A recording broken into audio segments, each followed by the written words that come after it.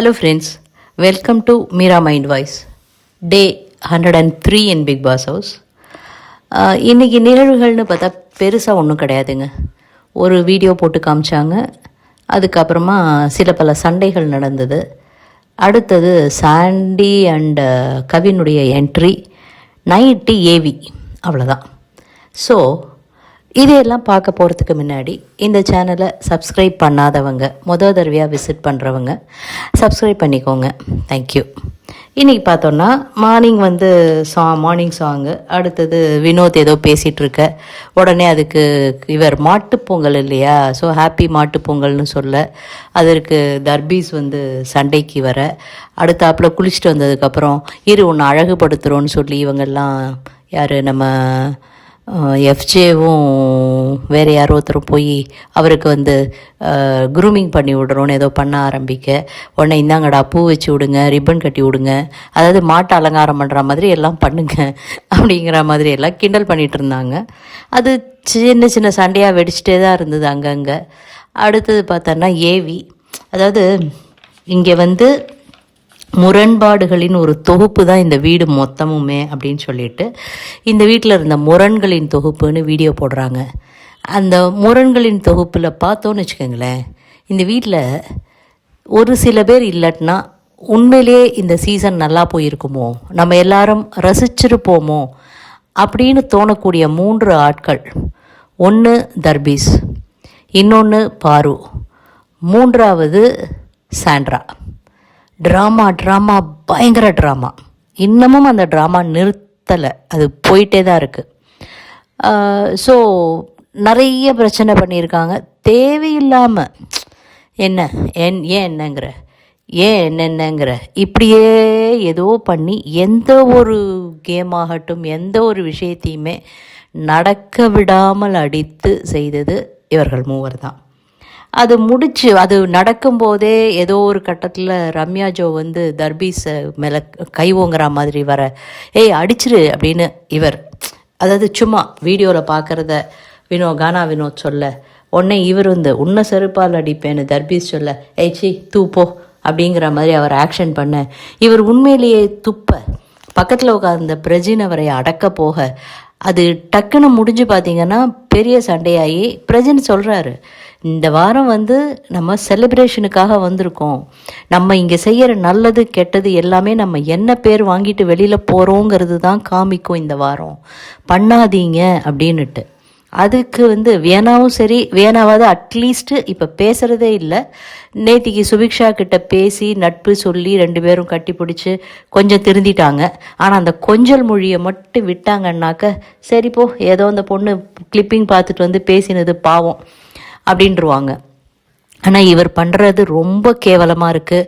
அடுத்தது திவ்யான்னு அவங்களே நான் கொலையே பண்ணுவேன் உன்னை அப்படிங்கிற அளவுக்கு டார்ச்சர் பண்ணுறாங்க. அது ஏன் பிக் பாஸும் சரின்னு அதை என்கரேஜ் பண்ணிட்டு போயிட்டுருக்காருன்னு தெரில. திவ்யா வேணுன்ட்டே வினோத் கூட சைக்கிளில் போக, எல்லார் கூடயும் சைக்கிளில் போக, அடுத்தது ஓடி முட்டுறேன் அப்படின்னு உதைக்கிறேங்கிற மாதிரி வர, இவர் நகர்ந்து போயிட்டார். அதுவே சபரி அப்படியே அவங்கள கையில் தூக்கிட்டு சுத்த, எல்லாரும் மாறி மாறி திவ்யாவை தூக்கிட்டு சுத்த, இதெல்லாம் தேவையில்லாமல் இருந்தது. அவர் பண்ணுறது, திவாகர் பண்ணுறது எகெயின் வேறு ஏதோ ஒரு ஜோனுக்கு தான் போகிறது. வீட்டில் இருக்கிற அத்தனை பேருமே சொல்கிறாங்க, கன்ஃபெஷன் ரூமுக்கு கூப்பிட்டு ரெட் கார்டை கையில் கொடுத்து வெளில போன அனுப்ப போகிறாங்க உன்னையும் அப்படின்னுட்டு. ஆனாலும் அவர் திருந்துவதாக இல்லை. திவ்யா பின்னாடியே போய் அட்லீஸ்ட் எனக்கு ஃபோன் நம்பராவது கிடைக்குமா, நைட்டு எல்லாத்தையும் முடித்து எண்டு கார்டு போடுறாங்க பார்த்தீங்களா 1 ஹவரில், அப்போ கூட கேட்ட ஒரே குரல், எனக்கு அட்லீஸ்ட்டு ஒரு ஃபோன் நம்பர் கிடைக்குமா திவ்யா கிட்டேருந்து அப்படின்னுட்டு தான் போகிறார் இந்த மனுஷர். ஏன்னு புரியல. அடுத்தது சாண்டி என்ட்ரி. குருநாதா அப்படின்னு வர சாண்டியை இது பண்ணி தோப்புக்காரனெல்லாம் போட சொல்லி ஏன் வரல அப்படின்லாம் கேட்டு சாண்டி ரொம்ப வருத்தப்பட்டார். நீங்கள் எல்லாரும் குருநாதரை ரொம்ப மதிச்சிங்களா அப்படின்லாம் பேசிட்டு குரல் தழுக்க அவர் எவ்வளோ வாய்ஸ் மெசேஜ் விட்டுருக்காரு தெரியுமா நீங்கள் படுத்தின பாட்டில் அப்படின்லாம் பேசி நல்லா இருந்தது. அடுத்தது அவர் ஒரு 1 மணி நேரம் பேச, அவரும் தர்பீஸை போட்டு பிளக்க வாயை மூடி உட்காத்தி வச்சிட்டாரு தர்பீஸை, வாயே திறக்கக்கூடாதுன்னுட்டு. அடுத்தது பார்த்தீங்கன்னாக்க கவினும் என்ட்ரி. கவினும் இவர் கூடவே வந்திருக்கார், ஆனால் வெயிட் பண்ணியிருந்திருக்காரு. They are making a movie together. அதாவது வி ஆர் த பாய்ஸ், அந்த அந்த சாங் பாடுவாங்கல்ல இவங்க, அந்த பாய்ஸ் ஆர் பேக் அப்படின்னுட்டு மூவி உண்மையிலே நல்லா என்டர்டெயின்மெண்ட்டாக இருக்கும் அப்படிங்கிற மாதிரி தோணுது. அந்த இன்ட்ரோலையே நல்லா இருந்தது. அதையும் போட்டு காமிச்சிட்டு இவங்க கூட விளையாடிட்டு எல்லாம் பண்ணிவிட்டு 2 பேரும் வெளியில் போனாங்க. மூவி ப்ரமோக்காக நெக்ஸ்ட்டு இது வருவோம் அப்படின்னு சொல்லிட்டு, நெக்ஸ்ட்டு சீசனில் உள்ளே வருவோம் அப்படின்னுட்டு. பிரவீன் காந்தி, நான் ஒரு படம் பண்ண போகிறேன், துஷாரையும் அரோராவையும் வச்சு ஒரு காஃபி ஷாப்பில் இவன் வந்து அந்த பொண்ணை எப்படி டிச் பண்ணிவிட்டு இன்னொரு பொண்ணோட போகிறாங்கிற மாதிரி. பிகாஸ் இன்றைக்கி முழுக்க பார்த்திங்கன்னா அப்சராவையும் வியனாவையும் உட்காத்தி வச்சு சைக்கிள் ஓட்டிகிட்டே இருந்தான் அந்த பையன். அது அரோராவுக்கு ஹர்ட் பண்ணுதுங்கிற மாதிரி எல்லாம் சொல்லிகிட்டு இருந்தாங்க. ஆனால் எல்லாத்தையும் நைட்டு ஒரே ஏவியில் காலி பண்ணிட்டாங்கங்க. சூப்பராக. அடுத்தது கவினும் வினோத்தும் பேசிக்கொள்ள 2 போட்டியும் பேசுது பாருங்க அப்படின்னு பிக்பாஸ் கமெண்ட் அடிக்க, இந்த சீசனில் பிக்பாஸினுடைய கமெண்ட்ஸ் எல்லாமே நல்லா இருந்தது. வேறு வழி இல்லையே, அவரும் இறங்கி வந்து விளையாட வேண்டிய இதாகிடுச்சு. அதுதான் எல்லோரும் அவுட் ஆகி விக்ரம் நின்று அதுதான் ஏதோ கேம் விளையாடினாங்க. அடுத்தது பிக்பாஸ் வந்து கவின் அண்ட் இவங்கக்கிட்ட ரொம்ப நல்லா பேசினார். என்னை வந்து இந்த பிக்பாஸினுடைய இதுங்கிறத தவிர என்னை வேறு ஒரு தளத்தில் கொண்டு போய் உட்கார வச்ச பெருமை உங்களுக்கு தான் சாரும். ஏன்னா 3வது சீசன் வாஸ் அல்டிமேட் அவங்க இது பண்ணது. அந்த சீசன் முடிஞ்சதுக்கப்புறம் இப்போ தான் சாண்டி ஃபஸ்ட்டு வராரு போல இருக்குது. அவர் சொன்னார், நான் மிஸ் யூ சாண்டி, நீங்கள் சொல்ல வைப்பேன் குருநாதான்னுட்டு. இன்னி வரைக்கும் நான் மிஸ் பண்ணிகிட்ருக்கேன் உங்களை அப்படின்னு சொல்லிட்டு, இனிமேல் இப்படி பண்ணக்கூடாதுன்னு அவங்கள வெளில அனுப்பிச்சாங்க. எல்லாரையும் கொண்டு போய் டீலக்ஸ் ரூமில் உட்காத்தி வச்சுட்டு வெளியில் ஃபுல்லாக ஏற்பாடுகள்லாம் நடந்தது. அப்பையும் இந்த உள்ள பிரச்சனைகள், திவாகர் திவ்யா பின்னாடி போகிறது, இந்த மாதிரியே போயிட்டு இருந்தது. ஏவிக்கு ஃபஸ்ட்டு விக்ரமினுடைய ஏவி ப்ளே பண்ணப்பட்டது. கார்டன் ஏரியாவுக்கு நீங்கள் மட்டும் வாங்க அப்படின்னு சொல்லிட்டு பயணம் வந்து புகைப்படங்களாக சைட்லெல்லாம் வச்சுட்டு அவருக்கு ஃபுல்லாக அந்த ஸ்க்ரீனில் ஏவி போட்டு காமிச்சாங்க. ரொம்ப அழகாக இருந்தது. அவருடைய ஒவ்வொரு பரிமாணம், ஒவ்வொரு இதுவும் ரொம்ப அழகாக இருந்தது. அதை முடித்த உடனே அவர் வந்து ஃபஸ்ட்டு ஏவி வந்து ஃபஸ்ட்டு இது வந்து இந்த BB9 முதல் டாஸ்க் அவர் படிச்சிருக்கார். அன்றைக்கி பார்த்தா தெரியுதுங்க அவர் எவ்வளோ ஃபேட்டாக உள்ளே வந்திருக்காரு, இப்போ எவ்வளோ வெயிட் லாஸ் பண்ணியிருக்காரு அப்படின்னுட்டு. அடுத்தது first standup comedian in big pass house அப்படின்னு சொல்லிட்டு, நீங்கள் ஒரு மனிதனாக உங்களுடைய அத்தனை உணர்வுகளையும் இங்கே கொட்டி ஒரு உணர்வு குவியலாக இங்கே வாழ்ந்திருக்கீங்க. சரி தவறுங்கிறதெல்லாம் பல விஷயங்களை உணர்ந்து மனசாலையும் உடம்பாலையும் நிறைய கழிச்சு, அதாவது உடம்பு இழைச்சி போச்சு, மனசாலையும் இது தேவை இது தேவையில்லைன்னு நிறைய அனலைஸ் பண்ணி ஒரு மனுஷன் அழக்கூடாதும்பாங்க. ஆனால் அந்த உணர்ச்சியை ரொம்ப அழகாக இந்த வீட்டில் நீங்கள் வெளிப்படுத்தி இருக்கீங்க.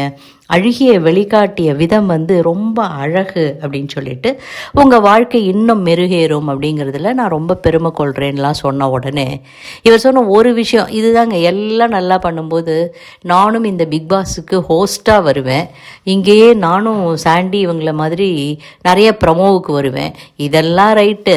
ஆனால் பிக் பாஸ்க்கு ஹோஸ்ட்டாக ஒரு நாள் வருவேன்னு சொன்னார் பாருங்களேன், அதெல்லாம் கொஞ்சம் ஓவரா இல்லையா விக்ரம் அப்படின்னு கேட்க தோன்றியது. ஃபைன், அவருடைய ஆசை, அதில் என்ன இருக்குது. அடுத்தது உள்ளே வந்து அப்படியே ரொம்ப சைலண்ட்டாக நின்று, நீங்கள் எல்லாருமே எனக்கு ரொம்ப முக்கியம் இந்த வீட்டில், ஸோ நான் வந்து எல்லாருக்கும் ரொம்ப சின்சியராக இருந்திருக்கேன், நான் ஒரு ஈவெண்ட் முடிக்கும்போது வெளில வரும்போது என்னுடைய 100% இல்லை 200% கொடுக்கணும்னு நான் நினைப்பேன், எஃபர்ட் போடுவேன், அப்படிலாம் இது பண்ணிவிட்டு அப்படிலாம் ஒன்றும் கிடையாது, எல்லாம் அவங்க வேலையை போய் பாருங்கள் அப்படின்னு ஒன்று. பிகாஸ் உள்ளே இருக்கிறவங்களுக்கெல்லாம் தெரியும் ஏவி போடுவாங்க, போன சீசன்லலாம் பார்த்துருக்காங்கங்கிறது. இதோட ஆக்சுவலாக 1 ஹவரை முடிச்சிட்டாங்க. 24/7 பார்த்தா அடுத்தது திவ்யாவுடைய ஏவி, அடுத்தது சபரியனுடைய ஏவி, அடுத்தது அரோராவினுடைய ஏவி. அரோரா ஏவி போடுறதுக்கு முன்னாடி ஓகே கைஸ் குட் நைட் அப்படின்னு சொல்லிவிட, அது பிக் பாஸ் என்னோடது அப்படின்னு இவங்க ஒரு மாதிரி வருத்தப்பட, உங்களுக்கு கஷ்டமாக இருக்குல்ல, ஒரு கவலை வருதில்ல அப்படின்னுட்டு சரி வாங்க அப்படின்னார் பிக் பாஸ். பிகாஸ் நீ உன்னுடைய பிக்கப்பே லேட்டாக தானே ஆரம்பித்த அப்படிங்கிற மாதிரி. அந்த பொண்ணோட ஏவியில் பார்த்தா ரொம்ப அழகாக கம்பேர் பண்ணியிருந்தாங்க. ஒன்றுமே செய்யலைன்னு எல்லாரும் சொல்லி அதுக்கு அழுகிய மட்டுமே ஒரு பதிலாக கொடுத்து துஷார் வெளில போய் அதுக்கப்புறமா ஒரு ஆட்டம் ஆரம்பிச்சிருக்காங்க பாருங்கள். அவங்க ஆட்டமும் சாண்ட்ரா மாதிரியோ பாரு மாதிரியோ பேயாட்டம் கிடையாது. ஆனால் ரொம்ப சட்டிலாக அவங்க கிராஃப் ஏறுறதே தெரியாமல் நிதானமாக கிராஃப் ஏறி இதை விக்ரம் கணிச்சார். அதை தான் சுபிக்ஷா கிட்ட சொன்னார், உன் ஆட்டம் குறைஞ்சி போச்சு, உன்னை அரோரா ஓவர்டேக் பண்ணிட்டா அப்படின்னுட்டு. அதை கேட்டவுடனே தான் சுபிக்ஷா அழ ஆரம்பித்து பேனிக் அட்டாக் வந்தது. ரொம்ப நிதானமாக கிராஃபை ஏற்றி டிடிஎஃப்பை மொத்தமாக வின் பண்ணி, ஆனால் 2 கேமில் சுபிக்ஷா தான், அதாவது ஆரம்பித்த கேமும் சரி ஃபைனல் கேமும் சரி சுபிக்ஷா தான் 9 pointer. But TTF winner Arora தான். அந்த இடத்துல ஒரு பீக்குக்கு முதல் ஃபைனலிஸ்ட் ஆகி அவங்களுக்கு வெளியில் எவ்வளவோ கெட்ட பேர் இருக்கலாம், எவ்வளவோ இருக்கலாம். ஆனால் இந்த வீட்டுக்குள்ளே உட்காந்து தன்னை ஒரு டிஃப்ரெண்ட் அரோராவா, எல்லார் வீட்லேயும் இருக்கிற ஒரு பொண்ணா, எல்லாரும் ஆஹா இப்படி இந்த பொண்ணு நல்லா இருக்கே அப்படின்னு நினைக்க, நம்ம வீட்டில் இந்த மாதிரி ஒரு பொண்ணு வேணுங்கிற மாதிரிலாம் நான் சொல்ல வரல. நல்லா பண்ணுறது, நல்லா மெச்சூர்டாக இருக்குது, நல்ல லேர்னடாக இருக்குது, ஓரளவுக்கு எல்லா விஷயமும் தெரிஞ்சிருக்கு, ஒரு சர்க்காசம் இருக்குது, ஒரு லைட்டாக காமெடி சென்ஸ் இருக்குது, அழகாக இருக்குது, எல்லாமே பண்ணுது. அதே மாதிரி இன்னொரு புத்திசாலித்தனம் பாருங்களேன். இது வீட்டை விட்டு வெளியில் சென்ற துஷாரை வைத்து உள்ளுக்குள்ளேயே இமேஜினரியாக ஒரு காதல் சீனை க்ரியேட் பண்ணி அதுக்காக இந்த பொண்ணு ஏங்குற மாதிரி, அவன் திரும்பி வரும்போது ஹவு ஷி ரியாக்ட்ஸுங்கிற மாதிரி பியூட்டிஃபுல்லாக இந்த ஜேர்னியை கொண்டு போயிருக்கு அப்படிங்கிறது தான் நமக்கு சொல்ல தோணுது. இதை சொன்னோன்னா வெளியில் யாராவது அரோராக்கு நீ பிஆர் ஆனால் ஆரம்பிப்பாங்க. திவ்யாவோட ஜேர்னி ரொம்ப அழகான ஜேர்னி. அவங்களும் எதுவுமே பண்ணலை வீட்டில். நீங்கள் யோசித்து பார்த்தீங்கன்னா அவங்கக்கிட்ட யாராவது வந்தாங்கன்னா திருப்பி கத்துவாங்க, நீ என்கிட்ட பேசாதம்பாங்க. அவங்களா ஒரு விஷயத்தை முன்னெடுத்து செய்ய மாட்டாங்க. பட் தான் எங்கேயாவது காணாமல் போயிடுறோன்னு தோணினதுன்னா பிக் பாஸ் சவுண்டு கொடுக்கும்போதே, அதாவது ஏதாவது அனௌன்ஸ்மெண்ட் பண்ணும்போதே அப்படின்னு ஒரு கத்தி ஏய் அந்த சத்தம் கூட என்னை தூக்கி வர போட வைக்கிது அப்படிங்கிற மாதிரி ஒன்று பண்ணி லைம் லைட்டுக்கு வருவாங்க. ஸோ இந்த 4 பேருமே பயங்கர டிசர்விங். 4 பேரில் யார் வின் பண்ணாலும் சரி, இட்ஸ் ஓகே வித் அஸ் அப்படிங்கிற ஒரு மனநிலைக்கு தான் நம்ம வந்திருக்கோம். அடுத்தது பார்த்திங்கன்னா இன்றைக்கி சாண்ட்ரா உட்காந்து திவ்யா கிட்ட அவங்களுடைய டேமேஜ் கண்ட்ரோல் பண்ண ட்ரை பண்ணுறாங்க.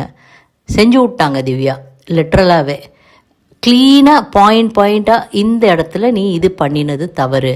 அவங்க நான் ரம்யாவை பற்றி பேசினேன்னு சொல்கிறாங்க, நான் பாரு பேசினதுக்கு ஆன்னுட்டு நான் கடந்து போய் அவங்க தெளிவாக கேட்குறாங்க, நீ ஒருத்தக்கிட்ட ஃப்ரெண்டாக இருக்க, அவங்கள பற்றி உங்ககிட்ட ஒருத்தன் தப்பாக பேசுகிறான்னா, ஏய் எந்த பாயிண்ட் உனக்கு இப்படி அவனை தப்பாக பேச வச்சுது, நிறுத்து, இப்படி பேசாத அப்படின்னு கேட்குறத விட்டுட்டு ஆன்ட்டு போனேன்னா நீயும் அதை ஆமோதிக்கிறது தானேன்னு சொல்லிட்டு இருக்கும்போதே சாண்டி மாஸ்டர் உள்ளே வர்றதுக்காக பாட்டு போட்டதுனால அவங்க பேச்சு தடைப்பட்டது. ஆனால் இதை பற்றி கனியிடம், அடுத்தது அரோராவிடம் அவங்க நிறைய டிஸ்கஸ் பண்ணிகிட்டு இருந்தாங்க. மேபி வெளியில் பார்க்குறவங்களுக்கு ஊர்க்கழுவி மாதிரி பேசிகிட்டு இருக்காங்கன்னு தோணலாம். ஆனால் இந்த வீடே பேச்சு தானே, ஆனால் ரொம்ப தெளிவாக பேசுகிறாங்கங்கிறதுல தான் நமக்கு ஒரு மகிழ்ச்சி. ஸோ இந்த மாதிரி ஒரு உணர்ச்சி குவியலான நாளாக இருந்தது இது. இதோட முடிஞ்சு போச்சுங்க. நாளைக்கு எல்லோரும் வெளியில் போயிடுவாங்க. நாளன்னைக்கு நமக்கு ஃபைனல்ஸு. ஸோ யார் வின் பண்ணுவாங்கன்னு நீங்கள் நினைக்கிறீங்க? உங்களுடைய யோசனையை கமெண்ட் செக்ஷனில் சொல்லுங்கள்.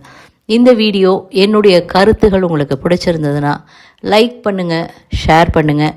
மக்களே சப்ஸ்கிரைப் பண்ண மறக்காதீங்க. தேங்க்யூ.